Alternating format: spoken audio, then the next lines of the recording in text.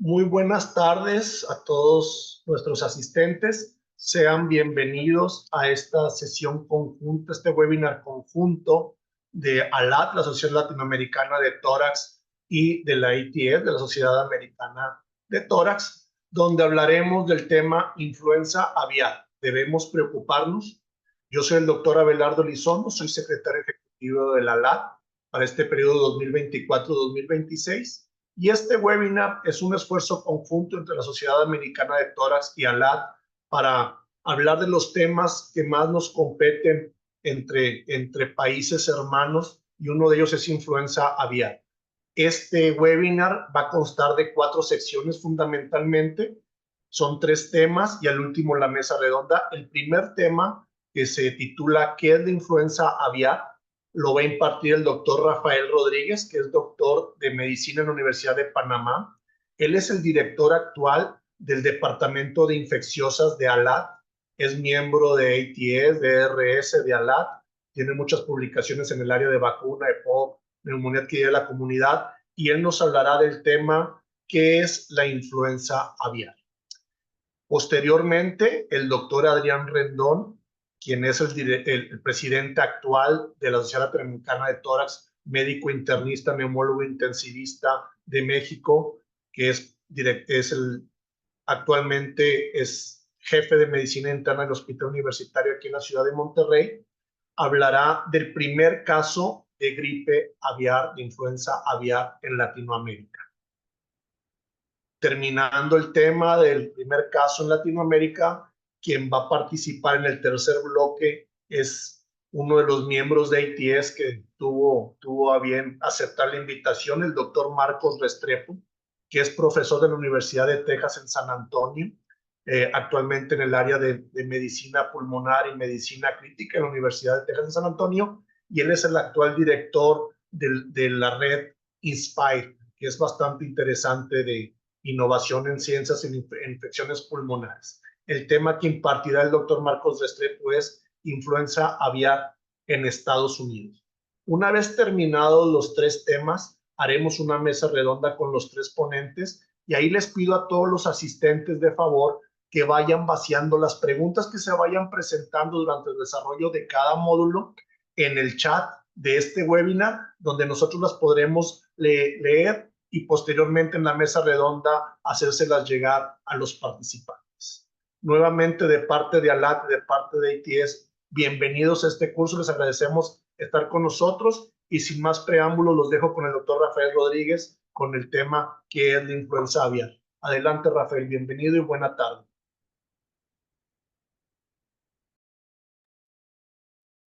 Buenas tardes a todos. Realmente es un grato placer poder compartir con los compañeros de ALAT y de ATS este webinar almuerzo, diría yo, en algunas partes. Voy a tratar de desarrollar en 10 minutos, quizás algo menos, lo que es la influenza aviar, y para ello, básicamente vamos a hablar sobre lo que es la definición y la virología. La influenza aviar es causada por un virus de la familia Orthomyxoviridae del género alfa influenza virus, o virus de la influenza A como le conocemos. Y obviamente estos virus se clasifican según sus antígenos de hemaglutinina y neuraminidasas, entre los cuales podemos decir que se han descrito subtipos de H1, H16 y 9 subtipos según la neuraminidasa N1, N9. Los virus H5N1 y H7N9 son los que han sido de mayor patogenicidad. Hay que destacar que cada tipo de estos virus tienen, por decirlo así, se clasifican en alta patogenicidad y baja patogenicidad. H5N1 y H7N9, que son los que se han encontrado en la economía de nuestros pacientes a lo largo de lo que han sido descritos de la primera descripción de un caso de influenza aviar en 1997. Estos son los que mayormente problemas nos han dado. El clado 23444B de la influenza aviar ha dado lugar a adaptaciones genéticas que favorecen la transmisibilidad a huéspedes mamíferos. Hay que entender el por qué estamos hablando esta tarde aquí sobre si es importante o no tener en cuenta la influenza aviar como un riesgo de una posible epidemia o incluso de una pandemia o una nueva pandemia. El virus en su forma silvestre se encuentra inicialmente en aves salvajes o aves silvestres y luego presenta esta interacción con aves de granja o aves domésticas.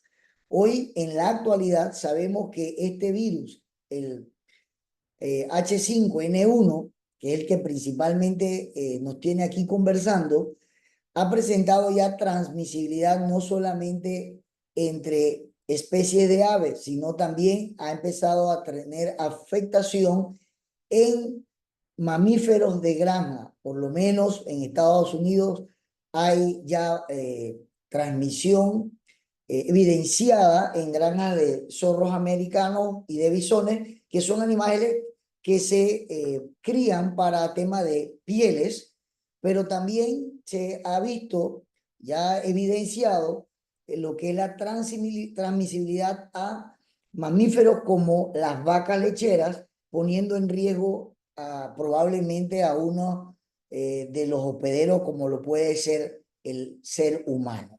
Probablemente una de las cosas que uno tiene a preguntarse, porque se ha demostrado casos ya también en animales de granjas, animales domésticos, como lo son los perros, los gatos, y también ya hemos tenido desde el 1997, como le comentaba, casos en humanos, inicialmente en manejadores de granjas de aves y posteriormente en la actualidad en manejadores de granjas de vacas lecheras. Entonces, esto nos llevará a varias interrogantes.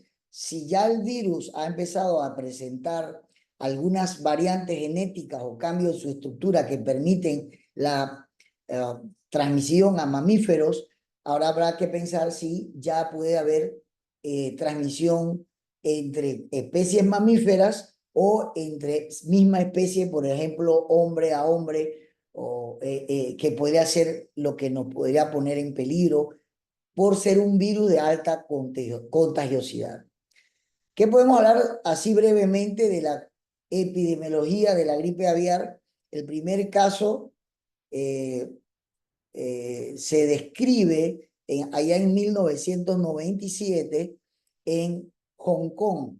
En el año de 1997, estos casos fueron asociados a transmisión de aves o de granjas de aves a los manejadores que se dedicaban a trabajar en estas áreas, y ya en el 2003 al 2024 hemos tenido casi un reporte total de 890 casos en humanos con una mortalidad, si ustedes ven, arriba del 50%, afectando más de 23 países, es lo que tenemos reportado según cifras de la Organización Mundial de la Salud. Cuando vemos estas cifras y vemos en nuestro territorio ALAT qué ha pasado, podemos ver que tenemos casos reportados recientemente en los Estados Unidos del 2022 para acá, 5 casos, en Ecuador un caso, en Chile un caso, y esto, por lo menos lo más recientemente visto o observado en la comunidad de nuestros pacientes, es que estos casos están relacionados a manejos de granjas lecheras. Y eso, pues, ha llevado o ha conllevado a una mayor y estrecha vigilancia en cuanto al tema o a la interfase de animales-ser humano. Se ha demostrado que en estas granjas, por lo menos lechera, ha habido traspaso probablemente a través de lo que son los productos lácteos no pasteurizados. Se han encontrado transmisión ya en ratas y hay la posibilidad que esto pudiera propagar muy rápidamente los brotes dentro de lo que son estas granjas lecheras. Cuando uno habla del impacto y amenazas a lo que es la salud individual, pues tenemos que estar claro que esta influenza, pues es muy similar en su presentación inicial. Son pacientes que pueden venir con sintomatología muy leve y muy inespecífica, con cuadros de fiebre, tos, falta de disnea, dolor de garganta, dolores musculares y más recientemente en los casos que se han documentado y publicado, son pacientes que muchas veces vienen con cuadros de cefalea, conjuntivitis y rinorrea. Lo importante de la experiencia que ha habido, por ejemplo, de los casos previos en el 2006, que hay publicados en una serie en el New England Journal of Medicine, hablaba de que estos pacientes podían estar con virus H5N1 en los primeros 3, 4 días muy estables, ingresar a una unidad hospitalaria y tener una rápida, progresiva falla respiratoria con necesidad, en la mayoría de los casos, de ventilación mecánica asistida y generalmente con una mortalidad muy alta. Como les comentaba, 1 de cada 2 de estos pacientes van a morir. Entonces, esto es cuando hablamos de lo que la gripe aviar pudiera comportarse en el humano. Y como individuo, esta sería su afectación. ¿Qué pudiéramos pensar nosotros de lo que es el impacto global, lo que es el impacto a la salud pública? Bueno, tenemos ya evidencia muy clara que es un virus que puede tener alta contagiosidad en el ecosistema humano, alta virulencia.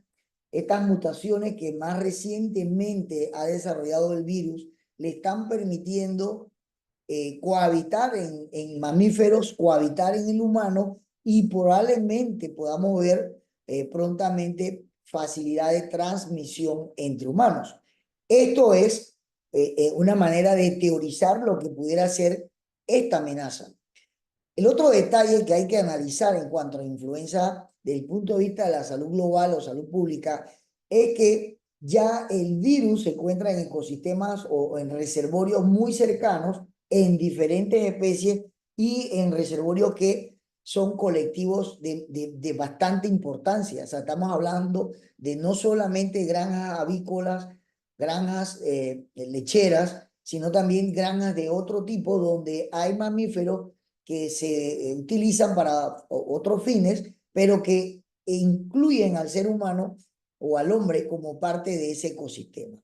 Y definitivamente cosas que hemos aprendido por lo menos de las últimas 2 pandemias en este milenio, H1N1 y COVID, es que un virus que tenga alta contagiosidad y virulencia puede hacer que nuestros sistemas de salud colapsan.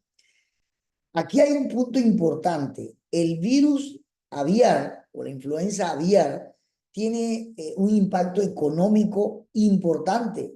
Por experiencias previas en el Asia, por lo menos donde hubo que hacer un gran sacrificio de aves, el impacto económico ha sido tremendo.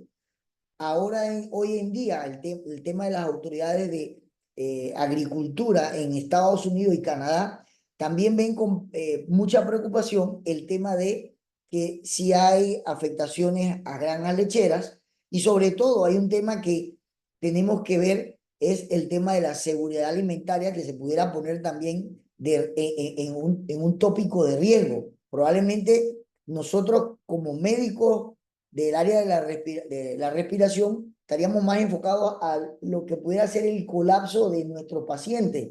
Pero hay una realidad, es que también este colectivo de pacientes va a verse afectado por el tema de la seguridad alimentaria. Y definitivo también algo de lo que ha publicado la Organización Mundial de la Salud es que hay una honda preocupación de que si se da un brote de virus a influenza aviar donde haya necesidad de utilizar recursos en el control de los reservorios, también va a ser importante que muchas veces este recurso, por ejemplo en COVID, fue utilizado muchos recursos del grupo de salud en ayudar, no siendo médico, pero en ayudar al manejo de lo que fue COVID o de la pandemia COVID. Acá habría que pensar que muchos de estos equipos van a estar envueltos en lo que sería la mitigación de los reservorios y control del daño. ¿Qué hablar sobre de las estrategias de mitigación que he mencionado y quizás de la reflexión ética que uno tendría que pensar en confrontar una nueva pandemia o una posible nueva pandemia? En cuanto a lo que tenemos hoy en día, bueno, tenemos que las medidas de vigilancia activa, que lo hemos empezado a hacer un poco más activo, no solamente en los centros nosocomiales o en los centros hospitalarios, sino también en lo que es la medicina eh, de atención primaria. Hemos visto que eh, básicamente hoy en día hay una noción más de la importancia de lo que es la vigilancia activa de los cuadros respiratorios agudos tipo influenza o influenza light. Y esto es importante porque nos permite una versión día a día en la mayoría de los lugares, ver esta realidad de cómo los virus van afectando y cómo puede haber estos alzas de cuadros de influenza que nos llaman a un momento dado a estar alertas. Otra de las cosas que es importante como miembro del equipo de salud es estar estrechamente trabajando con las personas que tienen que ver con la vigilancia de la salud animal.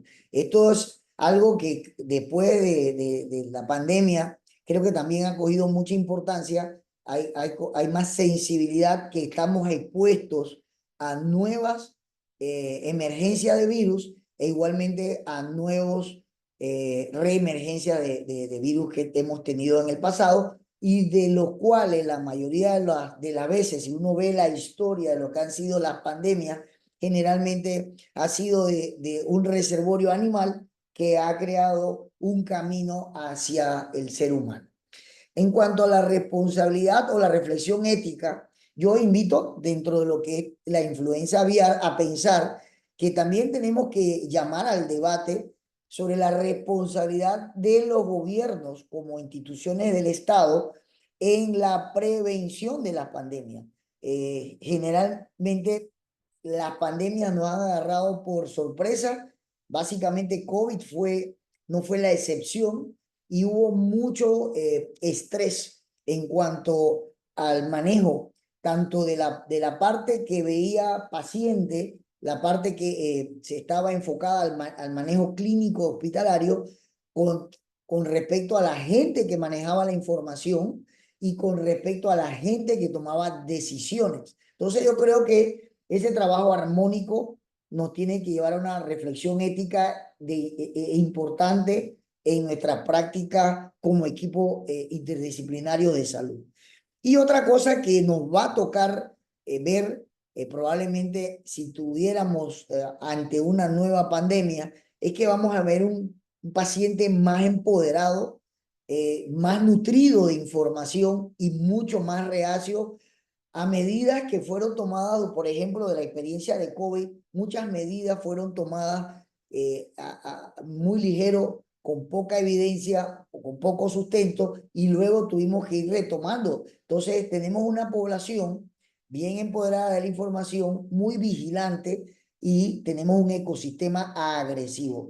Y por lo tanto, yo creo que dentro de lo que debemos estar claros del mensaje de influenza aviar es que tenemos que todos ser partícipes de este debate, y qué bueno que ATS, ALAT han tenido este bien, por lo menos ayudarnos a sensibilizarnos en lo que puede o podría ser.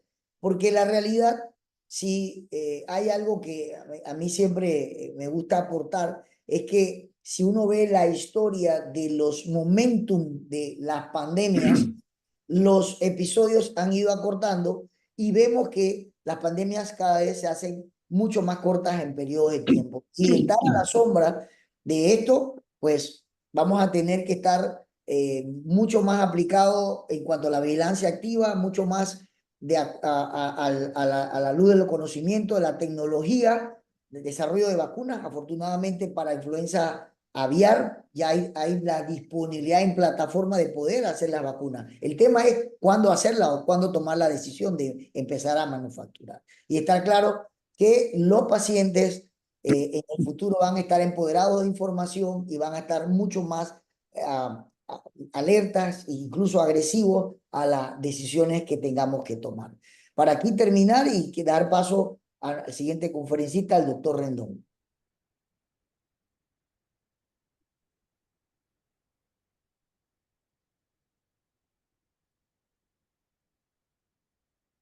Muchas gracias, Rafa. Les mando un cordial saludo a todos nuestros amigos de ALAD, desde acá, desde Monterrey. Esperemos que en alguna ocasión podamos estar de manera presencial con ustedes. Pero ahorita, por el momento, quiero dar continuidad al programa. Y esta plática la titulé El primer caso de Latinoamérica, y lo pongo en interrogación porque vamos a ver algunas cosas que quisiera llamar la atención más adelante al respecto.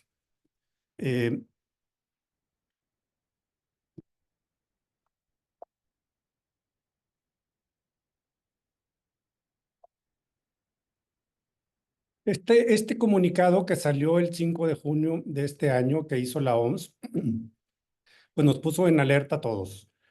Influenza aviar, H5N2. Ya explicó Rafael qué significa la H, qué significa la N.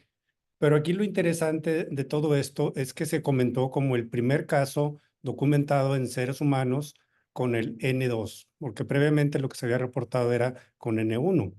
Y este caso pues dio la vuelta por todo el mundo. Fuimos noticia en las principales fuentes de información, los principales noticiarios a nivel mundial, donde se empezó a crear esta información y sí creó una cierta alerta. ¿Qué tan fundamentada estaba que todo esto fuera un problema real? Vamos a tratar de desmenuzarlo.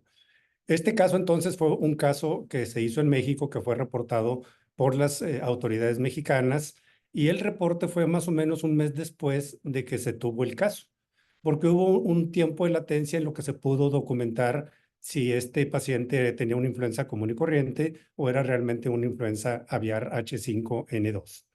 El paciente vivía en el Estado de México, pero fue diagnosticado en la Ciudad de México, en el Instituto Nacional de Enfermedades Respiratorias. Y se enfatizó que este es el primer caso humano por este tipo de virus, H5N2. Y que en este caso en particular no se tenía evidencia de que hubiera tenido contacto con ningún tipo de animales. Y desde ahí pues sale entonces la primera pregunta, si no había tenido exposición a animales, ¿de dónde se contagió? Pues había tenido exposición a humanos y entonces ocurriría que probablemente fue otro humano el que lo pudo haber contagiado. Este paciente es un paciente de 59 años. En contexto de la gente que no está familiarizada con nuestra geografía en el país, el paciente vivía en el Estado de México, pero fue atendido en la Ciudad de México, que es parte del complejo metropolitano más grande de nuestro país. Este paciente tenía las comorbilidades comunes que vemos en nuestros pacientes acá en México. Eran un paciente diabético, hipertenso, había estado ya padeciendo sintomatología de sus enfermedades de base, así nos lo comentaron, por casi 3 semanas. Y una semana previa a su internamiento es cuando el paciente empieza a desarrollar los síntomas que pudieran ser relacionados con la influenza. Empieza a tener fiebre, disnea, diarrea, náuseas, tos, malestar general. Busca atención médica en el INER y ese mismo día fallece en el INER. Afortunadamente se le pudieron tomar las muestras, se documentó que era una influenza en ese momento, y cuando se trató de tipificar qué tipo de influenza es cuando se generaron los problemas. En el laboratorio especializado del INER se documentó que este virus no era una influenza común y corriente, que era un H5N2. De ahí del INER la muestra fue trasladada a un laboratorio de referencia, el INDRE en México, que es un laboratorio supranacional, donde se confirmó que efectivamente era un virus H5N2 de influenza. Se hizo una investigación epidemiológica, se investigaron los contactos en el hospital, se investigaron los contactos fuera del hospital, los contactos familiares con el paciente, casi 30 contactos, y en ninguno de ellos se pudo documentar que hubiera virus H5N2 o que hubiera otro tipo de influenza o que hubiera COVID. Es interesante que algunos de los pacientes que fueron estudiados tenían síntomas compatibles con influenza, pero fue negativa las pruebas para documentar influenza o COVID, como les acabo de mencionar. Como antecedente, todo esto ocurrió en abril, el paciente llegó en abril al INER, pero como antecedente podemos mencionar que el mes previo, en marzo de este mismo año, se había documentado ya un brote de influenza aviar en una granja de, de aves, una granja avícola en el estado de Michoacán. Este estado de Michoacán está cercano al estado de México, comparten la frontera. Y que en otro lugar también del estado de México, en Texcoco, se había documentado la misma situación con virus de la influenza aviar. Y en otro municipio del mismo estado, o sea, que ya tenemos 3 brotes de influenza aviar en comunidades cercanas al estado de México. Tenemos el estado de Michoacán, tenemos Texcoco, el estado de México, y tenemos el paciente que finalmente llegó a la Ciudad de México. Si nos vamos un poquito a la historia hacia atrás, el año previo se había documentado otro caso de otro brote de influenza aviar en una granja avícola, pero este había sido de H5N1. Los que estamos comentando previamente ya eran H5N2 en este año. O sea, ¿es el mismo virus que mutó o es un virus nuevo que llegó? Pues habría que preguntarle a los expertos en estos temas cuál sería la posibilidad más lógica. Este ocurrió en Aguascalientes, no está muy lejano, también está en el centro del país, no hace frontera con los sitios que acabo de mencionar, pero ocupa más o menos la misma región. Alguien se había dado a la tarea de estudiar qué estaba pasando con la influenza aviar en México y habían hecho un estudio en el que habían reportado que ya previamente se habían documentado brotes de influenza aviar, principalmente en granjas avícolas, pero que se habían documentado en 11 estados de nuestro país. Y aquí en este reporte, desafortunadamente, este es un abstract nada más, no puede conseguir el documento completo, pero aquí se mencionan 11 estados y se le pone nombre solo a uno de ellos, que es Puebla, otro de los estados del centro del país. O sea, lo que nos lleva a que toda esta región, de una u otra manera, se habían documentado brotes de influenza aviar, tanto por las 2 cepas que estamos documentando hasta este momento. Este estudio es muy interesante porque tratan de hacer un análisis de cómo pueden evolucionar genéticamente los virus de la influenza aviar. Y esto es particularmente de virus que son localizados en nuestra región, en México, básicamente. Todo lo que ustedes ven en azul aquí son los diferentes virus que se han identificado en México, cómo han ido evolucionando, pero podemos ver que cambian los colores, y esto donde cambian los colores es que ya se encontraron esos mismos virus en otros países de Centroamérica y de Sudamérica. Y la hipótesis es que son virus que viajaron de alguna otra manera, principalmente por el movimiento humano, hacia esas regiones. O sea, que los virus se pudieran ir moviendo. Estos son reportes y vemos que hay muchos países de nuestro continente donde ya se han reportado influenza aviar y son los estudios pues relativamente recientes. O sea, no está tan lejano este problema. O sea, la conclusión es que sí tenemos influenza aviar en muchas regiones de Latinoamérica. En México, después de que tuvimos la gran noticia y todos nos alarmamos de que el paciente había muerto de influenza, pues el gobierno metió un poquito de reversa en la generación de pánico y dijo que bien, si el paciente había muerto, pero no, había muerto con influenza, pero no por influenza, se había muerto por las enfermedades que tenía de base. Bueno, sabemos que eso es lo que habitualmente ocurre con la influenza común y corriente. Que los pacientes que tienen enfermedades de base se descompensan y mueren a consecuencia de los efectos de la influenza. Pero bueno, esto fue una noticia que calmó un poco las aguas turbulentas, volvimos a hacer noticia a nivel mundial y la OMS, junto con el gobierno mexicano, dijeron que pues, no había mucho peligro para la población en general, que era únicamente un caso el que se había encontrado, que no se había identificado en ninguno de los contactos, y que por lo tanto pudiéramos estar tranquilos de que no nos íbamos a generar una pandemia o una nueva epidemia en este tiempo. Ya se ha hablado un poquito de la epidemiología de este virus. Yo quisiera nomás llamar la atención. El doctor Rafael ya nos mencionó cómo tenemos otros mamíferos afectados y nosotros habitualmente nos enfocaríamos a esta situación, las aves con las que convivimos de manera cercana, pero se nos está olvidando otro grupo de probables vectores. Uno estaría tranquilo, bueno, si esto ocurre en las granjas avícolas, pues no me meto en las granjas avícolas, que se preocupen los veterinarios, que ellos usen las medidas correspondientes y no pasaría a mayores. Pero resulta que cuando vemos la descripción de dónde se aislaron los virus de la influenza aviar, sí, efectivamente, la mayor parte de los países fueron en granjas avícolas, pero también tenemos el problema de las aves migratorias. O sea, los pajaritos vuelan y vuelan muy lejos. Aquí podemos ver las trayectorias que pueden seguir desde la parte más alta de Norteamérica hasta la parte más al sur de Sudamérica. Y vemos los trayectos y vemos cómo aquí se marca en México, donde era el mayor número de casos reportados, cómo coincide con algunas de estas vías de migración de las aves. Y si le avanzamos un poco más a esto, habíamos visto estas curvas, bueno, en el norte de América coinciden con la migración hacia el otro lado del Atlántico. O sea que esto, si se nos presenta un problema de transmisión entre las aves que pueda ser transmitido también en los humanos, pues tendría un impacto global rápidamente porque la migración estaría ahí viva. Y la otra cosa importante a mencionar es que hasta este momento, en los mediados del 2010 por ahí, casi todos los casos que se habían reportado básicamente eran en aves, pero a partir de aquí cada vez se empezó a incrementar el número de casos en seres humanos. No transmisión entre humanos, pero sí casos en seres humanos. Pues son datos que deberíamos tener en cuenta para nuestras preocupaciones futuras.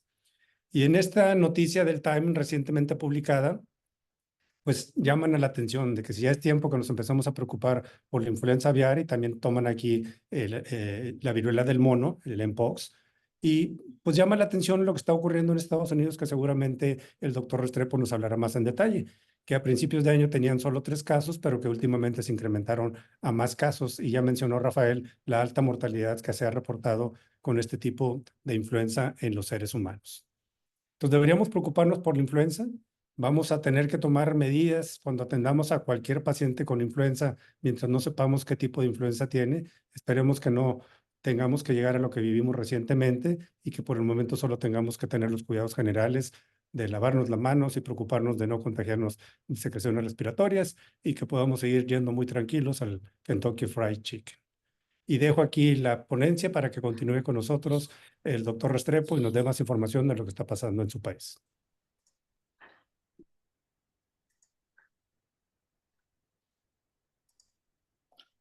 Bueno, muchísimas gracias al comité organizador, especialmente a Adrián y a todo el grupo de la LAD por poner esta sesión que me parece bastante oportuna y bastante importante para nuestro cuidado de los pacientes y estar alerta.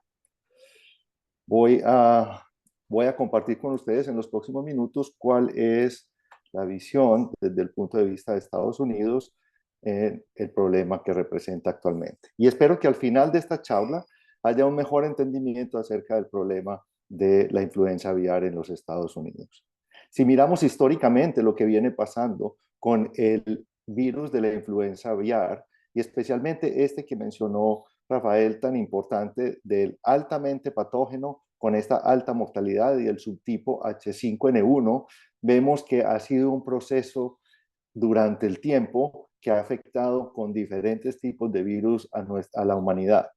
Y esto nos lleva a pensar de que hay algunas características de estos factores del antígeno que están en la superficie que pueden determinar su patogenicidad, pero también su invasividad.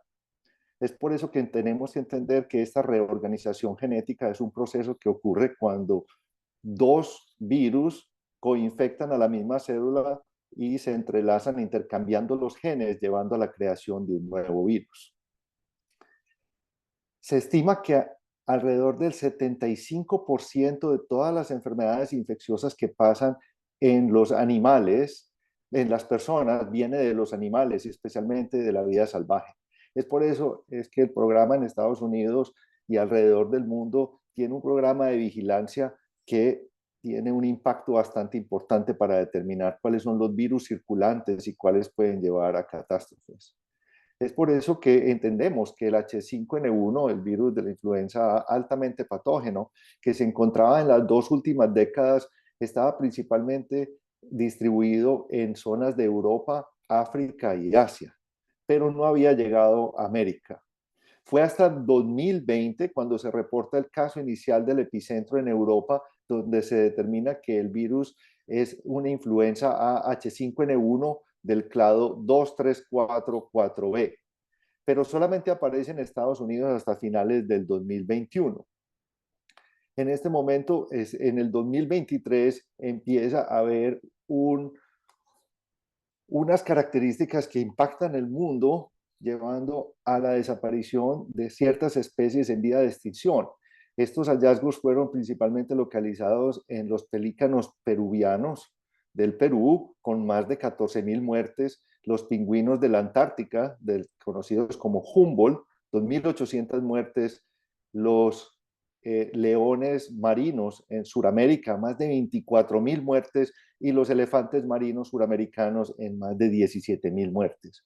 Y esto es porque están completamente alrededor de pájaros y también se alimentan de pájaros que potencialmente pueden estar infectados con este virus letal. Actualmente se considera que hay más de 500 especies únicas que se han reportado infectadas, desde animales de granja, mamíferos marinos, animales salvajes o animales de zoológico, incluso de uso en las casas. Y se ha determinado que hay más de 50 mamíferos, de especies mamíferas que han sido afectados con este virus. Cuando miramos lo que está pasando más recientemente, todo se remonta a febrero del 2024, donde unos veterinarios encontraron que un ganado que estaba en estas granjas de producción de lácteos tenían un comportamiento inusual. Este comportamiento era que generalmente comían menos y tenían una caída importante en la producción de la leche, pero estas vacas se recuperaban en el transcurso de 2 semanas favorablemente. De ahí fue que se logró confirmar desde las fosas nasales y de la boca por PCR, RT-PCR, que era el virus de influenza A, H5N1, con el clado mencionado anteriormente, que se extrajo de las muestras de todos estos estados en la leche.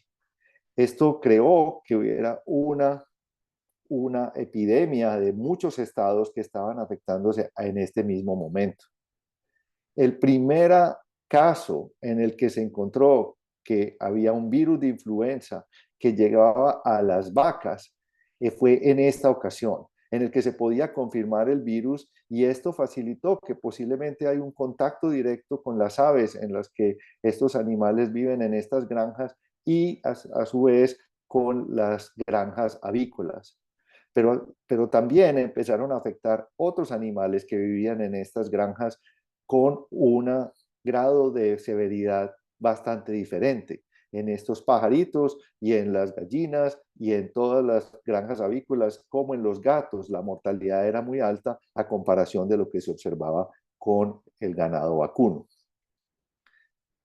Y a partir de ese momento se empezaron a encontrar diferentes animales, por ejemplo, en Alaska, este oso polar, en Colorado, este león del monte, raccoons y lobos, que se predice que pudieron haber sido animales que murieron después de haber ingerido un pájaro que estaba contaminado con el virus H5N1, infectado con el H5N1.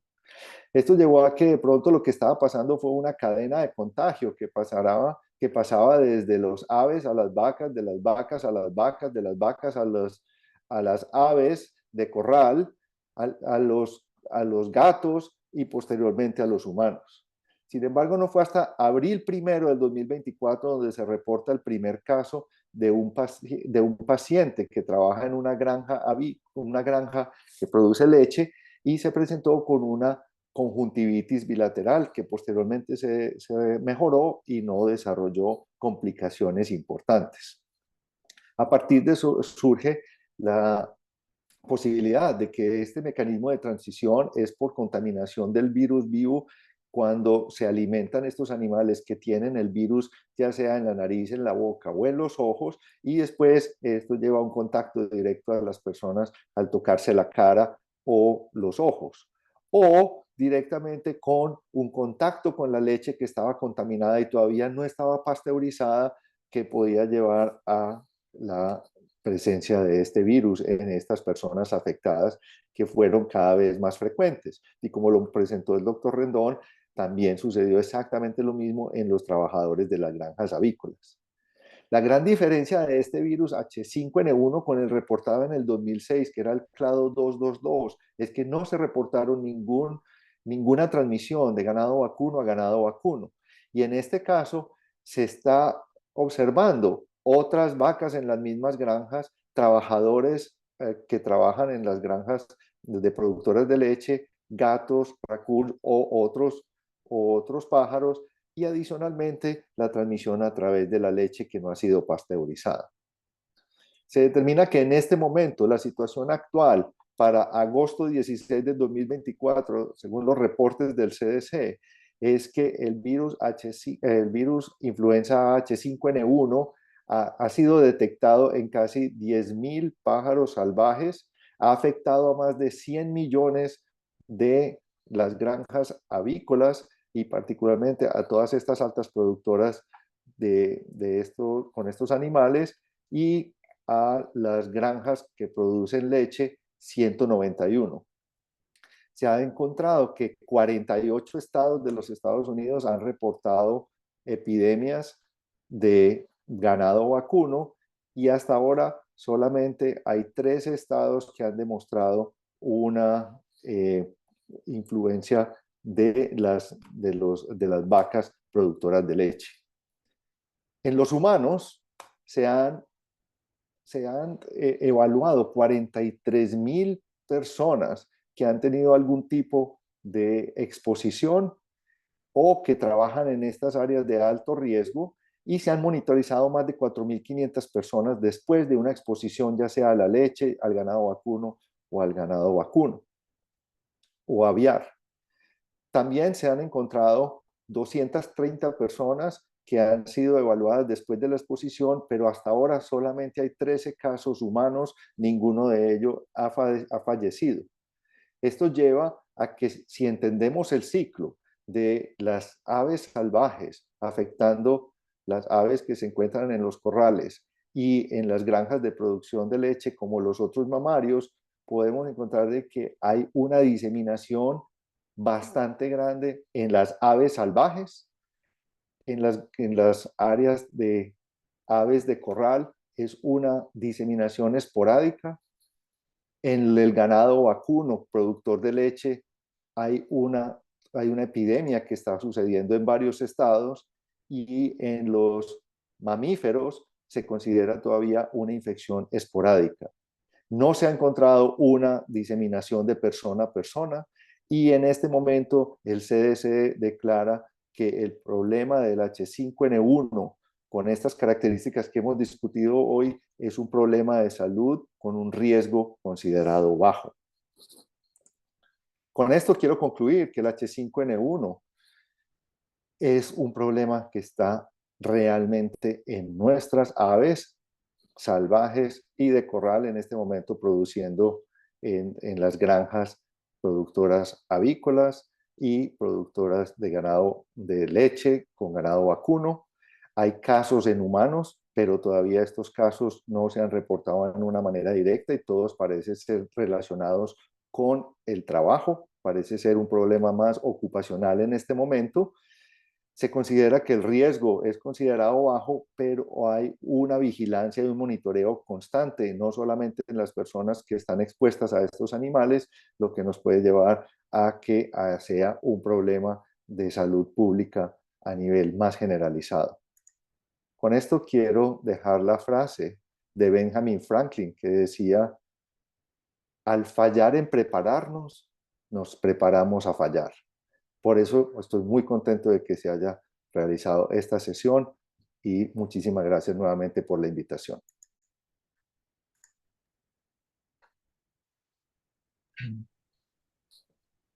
Pues muchas gracias al doctor Marco Restrepo, al doctor Adrián Renó, al doctor Rafael Rodríguez por la exposición de cada uno de los temas. Abrimos ahora sí la sesión de preguntas y respuestas, y me gustaría que los 3 participaran con las preguntas, contestándolas cada uno de ustedes, porque son preguntas bastante interesantes. El doctor Marcos Restrepo acaba de mencionar que pues, prácticamente deberíamos considerar la influenza aviar como una enfermedad ocupacional y que el riesgo de transmisión de humano a humano es bajo. Esto nos tomaría la decisión, Marcos, y el resto del panel, a decir que no busquemos de rutina influenza aviar en los pacientes con infección viral severa que terminan en una unidad de terapia intensiva ventilados mecánicamente. ¿Qué opinan ustedes al respecto? Bueno, doctor Elizondo, esta realmente no es mi opinión, ¿no? Esta es lo que en este momento el CDC en los Estados Unidos está reportando de lo que está pasando en este momento. Yo creo que gran parte de nuestra labor como clínicos es siempre tener esa condición de vigilancia y sospecha de que cuando las cosas no están y no se parecen como las que normalmente o vemos en muchos de los pacientes, debemos pensar en otro tipo de patógenos.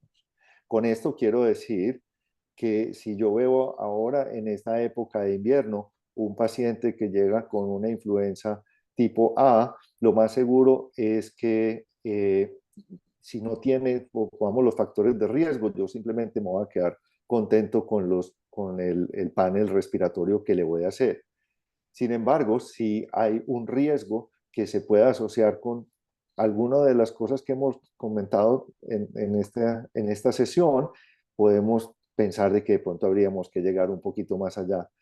Pero, pero en este momento creo que lo más normal es que todas las técnicas que nosotros utilizamos van a encontrar el tipo de influenza A y aquí puede estar un H5N1 ahí, pero yo no sé si específicamente mandaría todas las muestras para el CDC para que se hagan las determinaciones del clado 2, 3 y 4. ¿Ustedes qué opinan?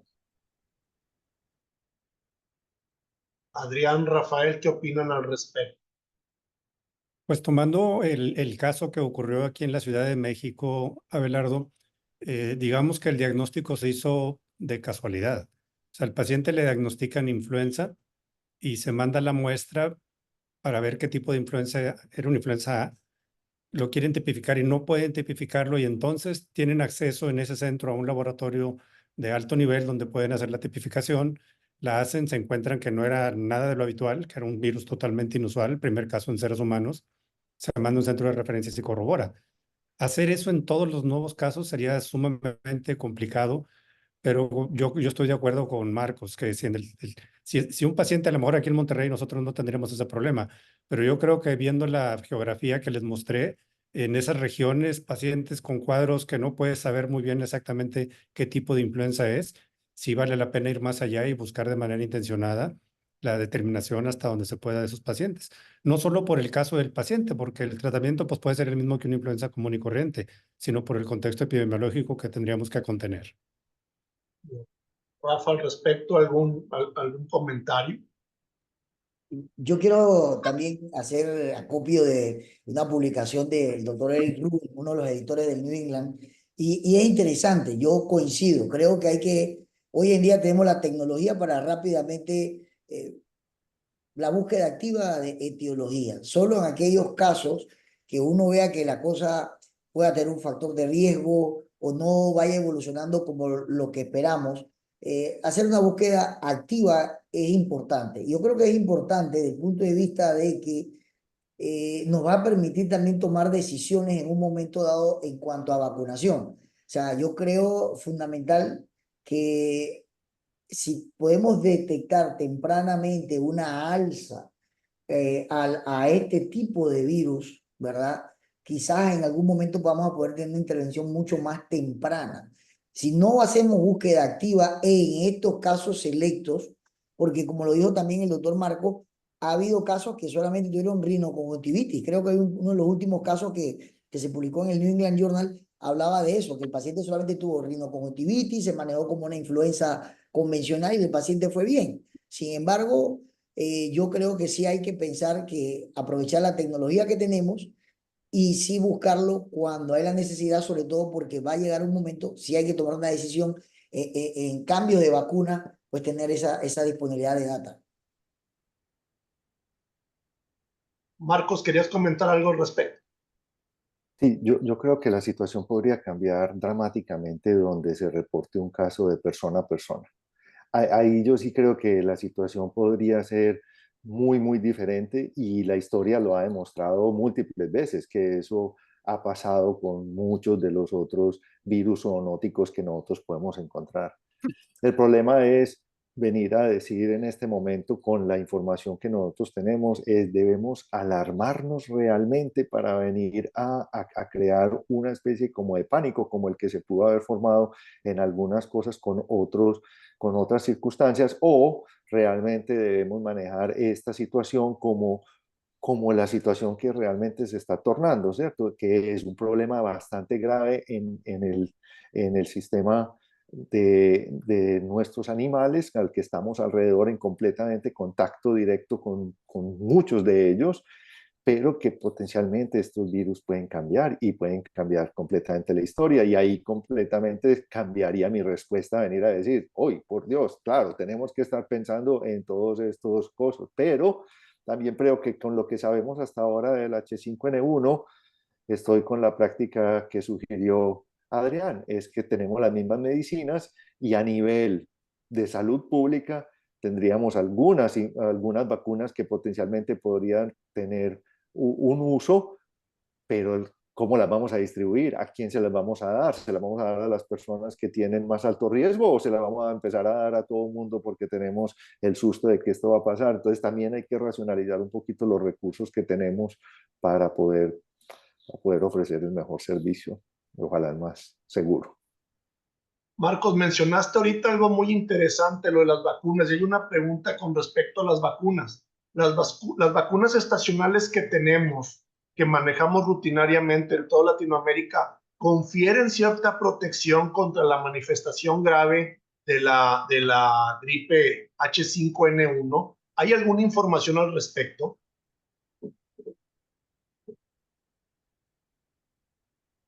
Yo quiero saber qué opinan mis compañeros. Es una preguntita bastante complicada, porque se cree que puede haber cierta protección con las vacunas que hemos recibido hasta ahora durante el periodo de tiempo, pero también hay un número de vacunas, no todas aprobadas por la FDA, que están ya creadas para el H5N1 y ya estuvieron probadas desde antes que provienen una respuesta relativamente decente en caso tal de ser utilizadas. Y este tipo de vacunas que son mucho más directas y lo hemos visto con el COVID-19, ¿no? Todo este virus saca un clado, mañana saca otro clado diferente y después ya esta vacuna no sirve. La ventaja que tenemos con este tipo de vacunas es que son las de más larga trayectoria, considerando que hay algunas más recientes que son las recombinantes, pero todas las otras eran producidas en huevo. En conclusión, creo que voy a esperar a que digan Rafael y Adrián, se los voy a pasar a ellos. Bueno, sí existe una vacuna que se utiliza en los animales. O sea, los animales es una rutina que debería hacerse vacunarlos.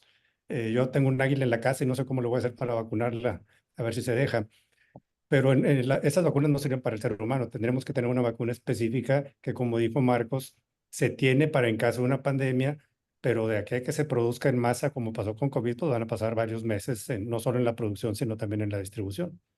Digamos que la buena noticia es que si estamos teniendo casos, la respuesta a los tratamientos habituales que tenemos para influenza, oseltamivir, baloxavir, funcionan. Entonces, esa será la primera medida que tendríamos que tener disponible para contener un brote, una pandemia, una epidemia, mientras se tiene la distribución adecuada de vacunas. Yo voy a hacerme eco de la palabra de lo que el doctor Rendón estuvo con nosotros, entrenamiento del sistema inmune. Como dijo el doctor Marcos, a definitivo, la exposición, yo creo que el mensaje debe ser claro, hay que vacunarse contra influenza, eso debemos seguir. Mantenemos un entrenamiento al sistema inmune, un estímulo al sistema inmune específico para lo que estamos poniendo en la vacuna.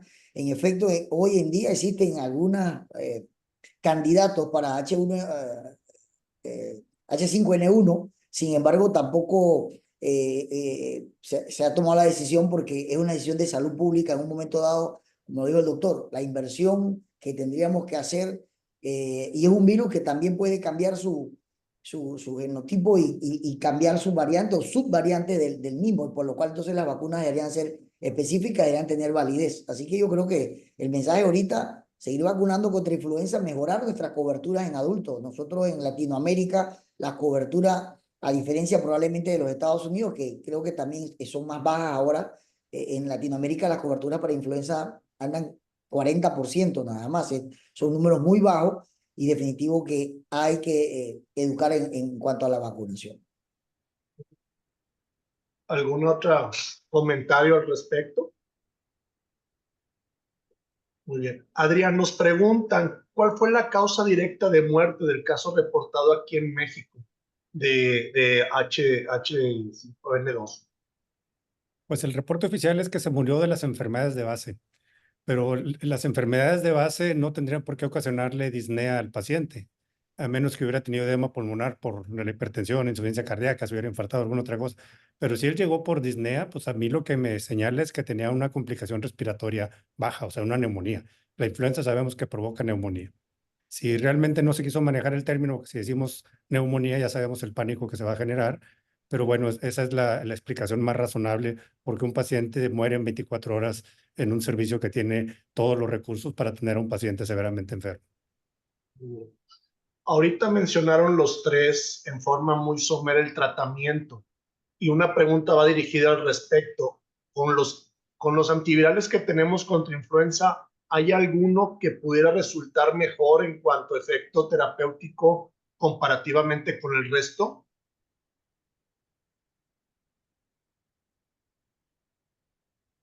Creo que no hay información comparativa entre ellos. Históricamente el que más se ha usado cuando ha habido casos que tampoco son tantos en el mundo ha sido Celtamivir. Y el Valsivir, que es solo de reciente aparición y solo está en algunos países, también se ha usado con buenos resultados. Estoy de acuerdo. Igual, o sea, efecto con...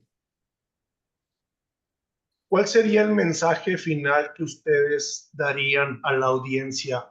¿Sería acaso que todo aquel paciente que traiga síntomas respiratorios bajos, insuficiencia respiratoria y exposición a aves ocupacional, sí tengamos que invertir esfuerzo y recursos para poder tipificar el tipo de influenza que tiene? ¿O todavía esperar hasta que pase una transmisión de humanos a humanos más franca y más documentada? ¿Cuál es la conclusión que ustedes darían al respecto? Empezamos ahora por Rafa, porque se nos está quedando Perfecto. medio atrás. No. Básicamente la conclusión, por lo menos en mi punto de vista muy personal, pienso que si hay un riesgo ocupacional con un paciente con una enfermedad grave, en este paciente sería el paciente que estaríamos indicando la búsqueda o tratar de tipificar si estamos ante un cuadro de influenza aviar. ¿Por qué? Porque esos son los pacientes que nos van a permitir tomar decisiones a posteriori en cuanto a salud pública o a decisiones de salud pública. Ese es el tipo de paciente que se buscaría específicamente o es lo que yo creo que en nuestra experiencia recomendaríamos. Marcos. A ver, yo creo que si yo soy un veterinario, yo estaría bastante preocupado, ¿no? Por lo que está pasando. Si yo soy un doctor, desde el punto de vista práctico, yo creo que nosotros debemos estar siempre muy bien informados porque no debemos ser los últimos en sospechar este tipo de patógenos y segundo porque siempre los buenos clínicos son los que han tenido la sospecha de un diagnóstico diferencial de algo que no funcionaba igual que las demás personas. Entonces yo pienso que el caso en México, los casos en Estados Unidos determinan que estos programas de vigilancia y una sospecha clínica están siempre pensando que algo fuera de lo usual puede estar causando y afectando nuestras comunidades.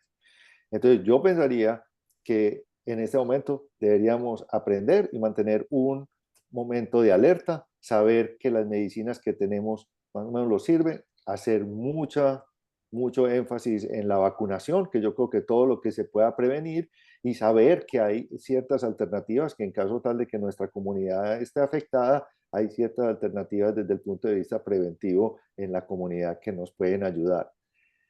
Creo que en este momento es un problema bastante localizado en un grupo de animales que están afectados, pero que las cosas, como ya sabemos en la historia, pueden cambiar en cualquier momento y por eso es que debemos estar siempre alerta. Adrián.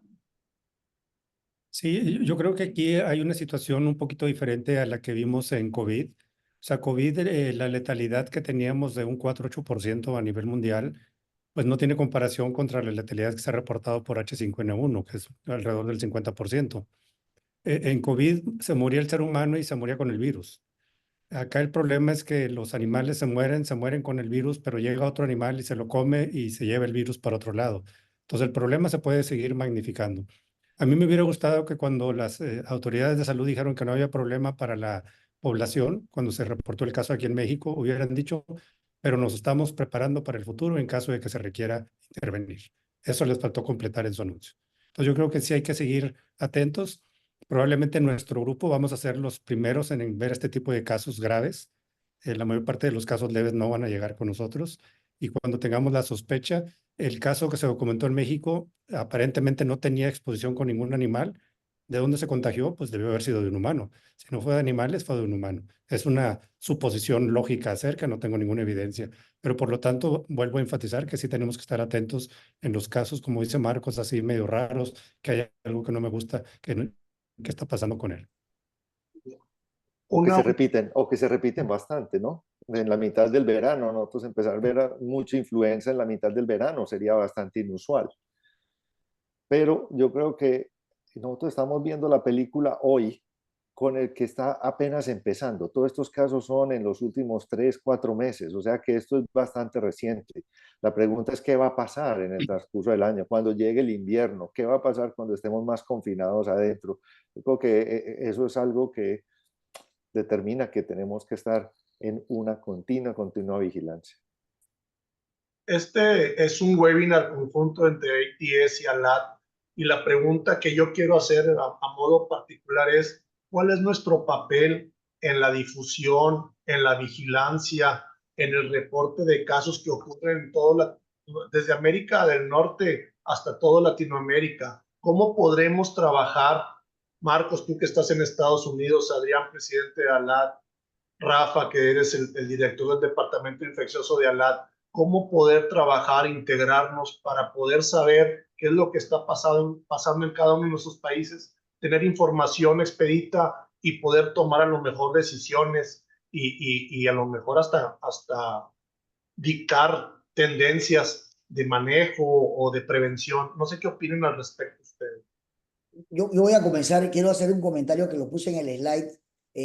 Nosotros que somos fanáticos de la infecciosa, uno de los problemas que tenemos en América, y vamos a hablar de América Latina probablemente más, es que nosotros no reportamos enfermedades, incluso las de reporte obligatorio. Usted quiere hacer un estudio de neumonía y va a encontrar muy poca data reportada, a pesar de que por ley en algunos países hay que reportarla. Hay un esfuerzo en este momento quizás gubernamental, y por eso decía que vamos a tener también tópicos éticos, donde tenemos que entrar no solamente a reportar enfermedades como la influenza, que es de reporte obligatorio, sino todo aquello que parezca, porque el estudio de los fenómenos, o sea, podemos estudiarlo o podemos estar sensibles a ellos solo cuando sabemos esa data. Entonces, muchas de las cosas que comenté yo en la parte nuestra es que hay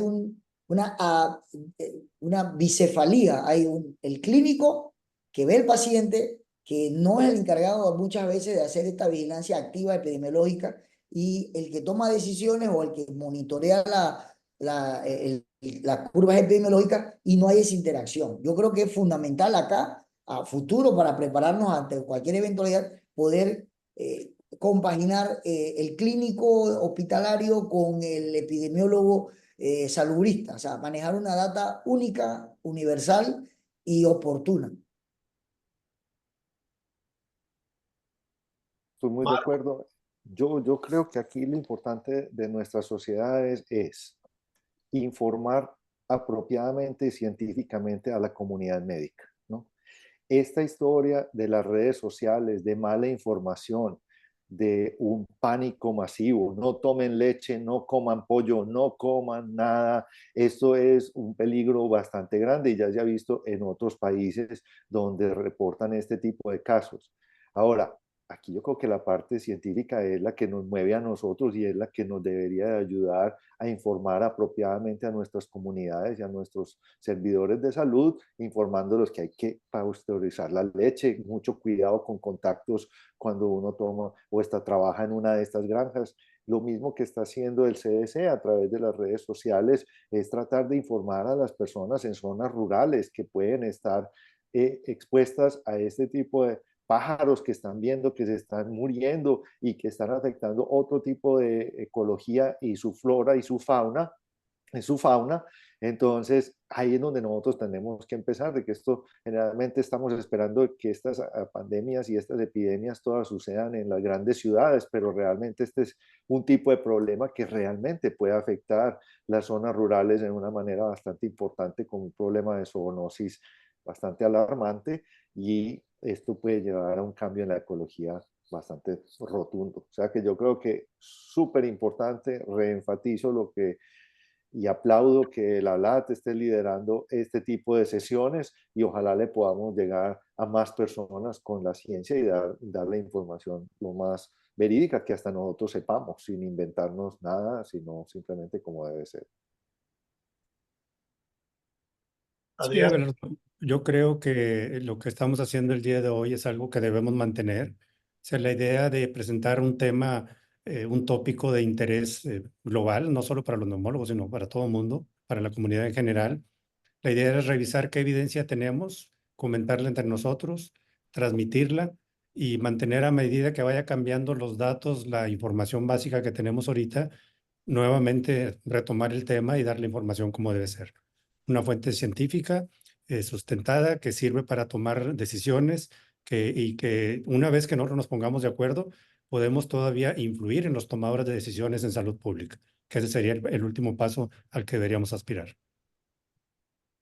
Quiero hacer un último comentario porque Marcos quizás tenga una realidad un poco diferente. En Estados Unidos y Canadá, las vacas, las granjas lecheras tienen trazabilidad. En nuestra América Latina mestiza, mestiza de mucha costumbre, una de las cosas que me preocupa es la vigilancia zoonótica. O sea, nosotros realmente en América Latina no hay esa vigilancia activa de las enfermedades en los animales. Y con una América Latina con selvas densas, con fronteras amplias, con migración no solamente de humanos, sino también de aves, animales, mamíferos, etcétera. Yo creo que eso también es un reto. Yo creo que también es un mensaje que debe darse alto y claro a los gobiernos y a los otros personales sanitarios que tienen que estar envueltos en un tipo de este tipo de enfermedades. ¿no? Un comentario final para cerrar este webinar, cada uno de ustedes. Marcos, si gustas iniciar. No, el comentario final es gracias a todos los asistentes por estar acá, por acompañarnos y por pensar que este tipo de programas les pueden traer un beneficio.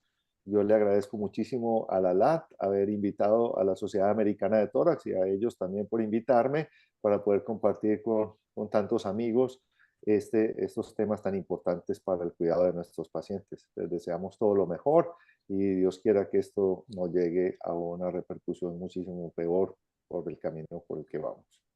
Muchas gracias, Marcos. Rafa.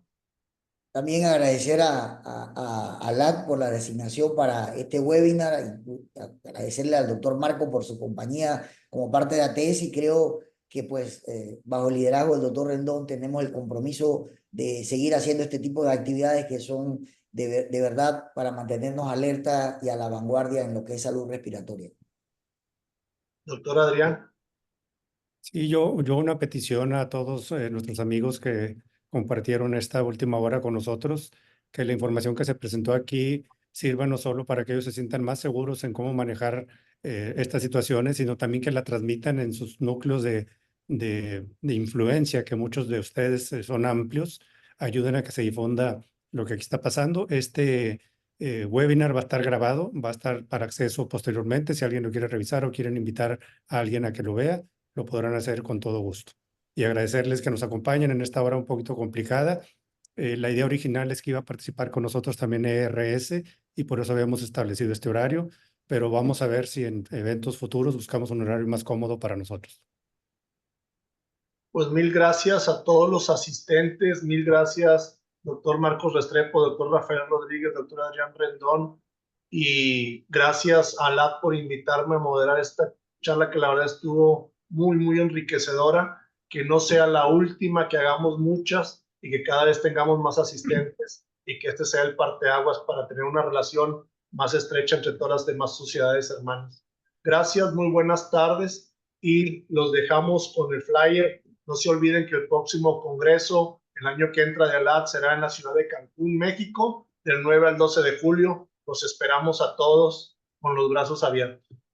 Muy buenas tardes y gracias a todos ustedes.